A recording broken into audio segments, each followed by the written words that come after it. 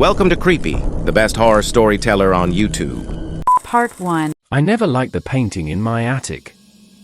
It was a gift from my great-aunt Clarissa, who had a penchant for collecting odd and creepy things.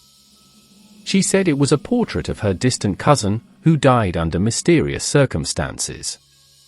She also said it had some kind of curse on it, but she never explained what it was. The painting showed a young woman in a white dress, sitting on a chair in front of a dark background. She had long black hair, pale skin, and piercing blue eyes. Her expression was blank, almost bored. But there was something unsettling about her gaze. It seemed to follow me wherever I moved in the room. I felt like she was watching me, judging me, waiting for something. I didn't want to keep the painting in my house, but I felt guilty about throwing it away or selling it. It was a family heirloom, after all. So I decided to store it in the attic, where I wouldn't have to see it often. I wrapped it in a cloth and placed it in a corner, behind some boxes and old furniture. I hoped it would stay there, forgotten and harmless. But I was wrong. It started with nightmares. I dreamed of the woman in the painting, staring at me with her cold blue eyes. She would whisper things in my ear, things I couldn't understand. She would touch me with her icy fingers, making me shiver. She would laugh at me, mock me, taunt me. She would tell me she wanted something from me, something I couldn't give her. She would say she would never let me go. I woke up every night, sweating and shaking. I couldn't sleep well, and I felt tired and anxious during the day. I tried to ignore the dreams, to convince myself they were just a product of my imagination. But they kept coming back, more vivid and more disturbing each time. Then, things got worse. I started to hear noises in the attic. Thumps, scratches, creaks, sighs. Sometimes, I heard a voice, a soft and sinister voice, calling my name. I thought it was the wind, or the pipes, or the rats. I tried to block out the sounds, to turn up the music, to wear earplugs. But they kept getting louder and clearer, until I couldn't ignore them anymore. One day, I decided to check the attic. I thought maybe there was an animal trap there, or a leak, or a broken window. I grabbed a flashlight and climbed up the stairs. I opened the door and looked around. The attic was dark and dusty, as usual. I saw the boxes and the furniture, covered with cobwebs and dust. I saw the painting, still wrapped in the cloth, still in the corner. But there was something different about it. It was moving. I blinked, thinking I was seeing things. But no, it was true. The painting was moving, slowly and subtly, under the cloth. It looked like it was breathing, like it was alive. I felt a surge of fear and curiosity. I wanted to run away, but I also wanted to see what was under the cloth. I took a step closer, then another, then another. I reached out my hand and pulled the cloth. I wish I hadn't. The painting was not the same as before. The woman in the white dress was still there, but she looked different. She looked older, and sicker, and angrier. Her hair was tangled and greasy, her skin was wrinkled and grey, her eyes were bloodshot and bulging. Her expression was not blank, but furious. She looked like she hated me, like she wanted to kill me. She was looking right at me. I screamed and dropped the cloth. I turned around and ran to the door. I tried to open it, but it was locked. I pulled and pushed, but it wouldn't budge. I was trapped. I heard a laugh behind me, a cruel and mocking laugh. I looked over my shoulder and saw the woman in the painting, standing up from the chair. She was holding a knife in her hand, a long and sharp knife. She was walking towards me, slowly and steadily, with a twisted smile on her face. She said, "Hello, my dear. I've been waiting for you. I have something to tell you." Something you need to know. Something about the curse. She raised the knife and lunged at me. I woke up with a start, gasping for air. I realized it was another nightmare, the worst one yet. I looked at the clock and saw it was 3 a.m. I felt a cold sweat on my forehead and a pounding in my chest. I tried to calm myself down, to tell myself it was just a dream. But I couldn't shake off the feeling of dread and horror. I got up from the bed and went to the bathroom. I splashed some water on my face and looked in the mirror. I saw my reflection, pale and scared. I saw something else, too. I saw the woman in the painting, behind me, in the mirror. She was smiling, wickedly. She said, "It's not a dream, my dear. It's a warning. The curse is real. And it's coming for you." She reached out her hand and touched my shoulder. I screamed.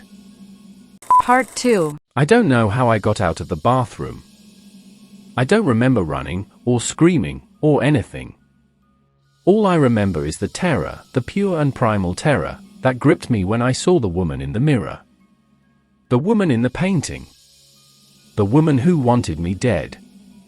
I must have blacked out, or fainted, or something. Because the next thing I knew, I was lying on the couch in the living room, with a blanket over me and a glass of water on the table. I looked around and saw my husband, Jake, sitting next to me, holding my hand. He looked worried and confused. Hey, are you okay?" he asked, gently. "You gave me quite a scare." "What happened?" I blinked and tried to speak, but no words came out. I felt like I was in a daze, like I was still dreaming. But I knew it was real. It was all too real. "Shoo, it's okay, Jake said, soothingly. "You don't have to talk. Just relax. You had a bad nightmare, that's all. You were screaming and thrashing in the bathroom. I heard you and ran to help. You were unconscious when I found you. I carried you here and called the doctor. He said you're fine, just a bit dehydrated and stressed. He gave you some pills and told you to rest. He said you'll be better in the morning." I looked at Jake and felt a surge of gratitude and love. He was my rock, my anchor, my everything. He was the only person who cared about me, who understood me, who supported me. He was the only person who could save me. But he didn't know. He didn't know about the painting. He didn't know about the curse. He didn't know about the woman. I had to tell him. I had to warn him. I had to make him believe me. I opened my mouth and tried to say something, but before I could, I heard a noise. A noise from the attic. A thump, a scratch, a creak. A sigh. A voice. A voice that said, "Jake." I froze and felt a chill run down my spine. I looked at Jake and saw his eyes widen. He heard it, too. He heard the voice. The voice that called his name. He let go of my hand and stood up. He looked at the ceiling and said, "What the hell?" He walked towards the stairs, towards the attic. Towards the danger. I panicked and grabbed his arm. I pulled him back and said, No, don't go. Don't go up there. Please, don't go." He looked at me and frowned. He said, "What are you talking about? What's wrong? What's up there?" I said, "The painting. The painting is up there. The painting is alive. The painting is evil. The painting wants to kill us." He stared at me and shook his head. He said, "The painting? What painting? What are you talking about?" I said, "The painting from Aunt Clarissa. The painting of the woman.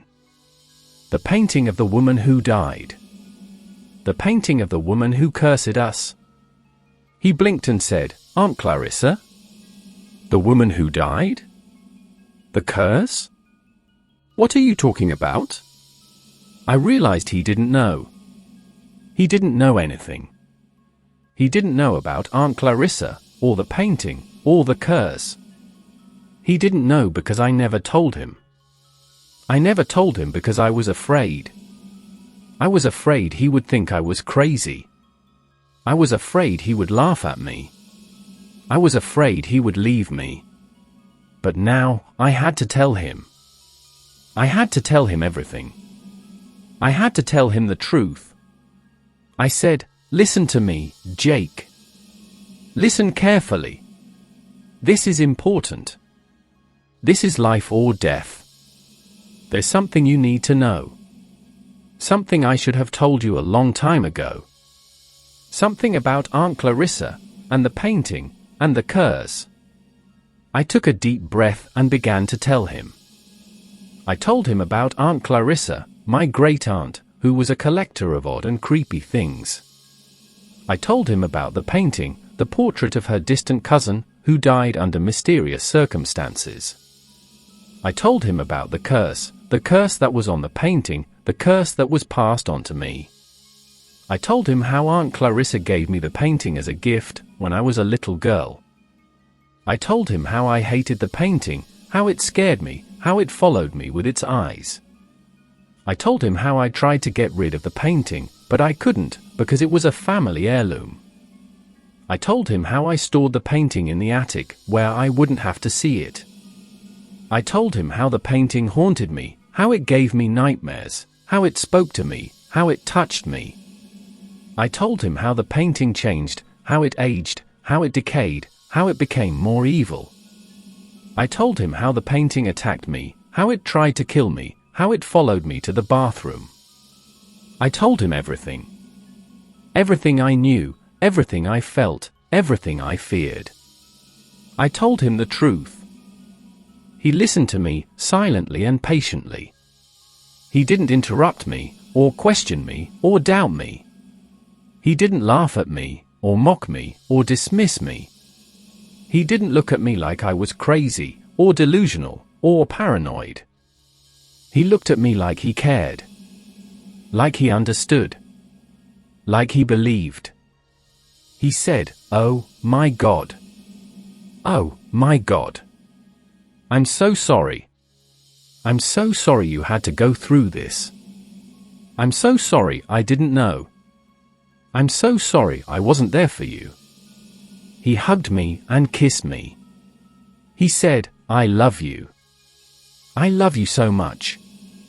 You're not alone. You're not crazy. You're not cursed. You're safe. You're safe with me. I'll protect you. I'll help you. I'll save you." He said, "We'll get rid of the painting.